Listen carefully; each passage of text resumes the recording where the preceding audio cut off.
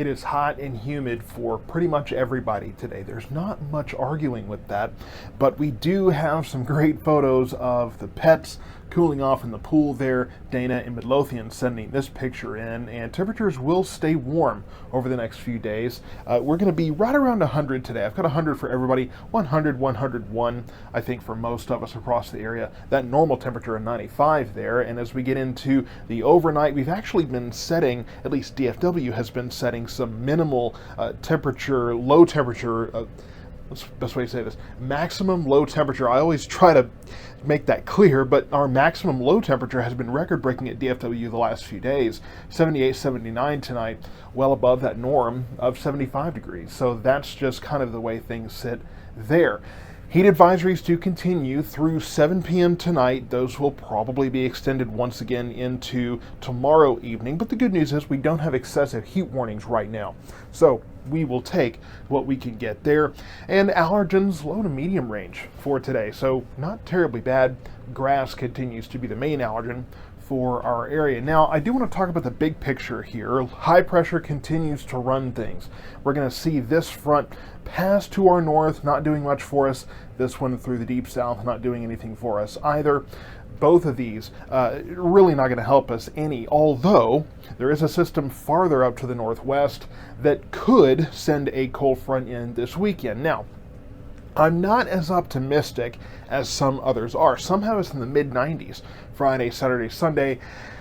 I don't think we're going to see that. I think we will see that front move south, and then as it gets closer, I think we see it start to die away, or at least slow down, and that will be stationary, possibly over our area, but for the most part, I don't think we get too many cool temperatures from it. I think for the most part, we're just going to be in a position to get a few showers and thunderstorms. I think we'll see scattered activity. I'm just looking at a 30% chance right now, so I'm not putting much confidence in this thing, and I really do think that it will move into the Dallas-Fort Worth area and then just kind of slow down and stall, and then eventually we'll see that move northward. Not seeing much happening with that. Now, as we go further into the forecast, there is something else going on right now that we do have to watch, and that is Hurricane Beryl. You see this storm just moved across the Windward Islands here, the Grenadines, and very, very powerful storm. This storm has set multiple records. Not only did it break records, it broke its own records after that, because this was the first storm to grow to Category 3 strength on the far end of the Caribbean, basically before reaching the Caribbean in June. This is not typical. And then it reached Category 4 strength. So this is the strongest storm we have seen east of the Caribbean in June. This is normally the kind of thing we would see in August, September range, but we are seeing a very strong storm here, and as we look forward at the track here, it will continue on. We will see that moving into the Caribbean now, and by the time we get to, looks like Wednesday here, during the day Wednesday, Jamaica, there's some question as to whether this storm will affect Jamaica directly or just get close. Either way, they're going to feel it, but looks to track just south of Jamaica, and as we get into the 5th and 6th, that's when it moves across the Yucatan Peninsula. Right now looking to go just south of Cancun there, and then into the Bay of Campeche. Now, beyond this point, obviously, when you start to get into the latter end of the forecast, there's less confidence. Right now, what it looks to do is move across the Bay of Campeche, and most of the models at this point, again, there's uncertainty there, most of the models have it going westward into Mexico. However, some have it going north into Texas, some have it almost going all the way back into the Gulf of Mexico and towards the deep south here.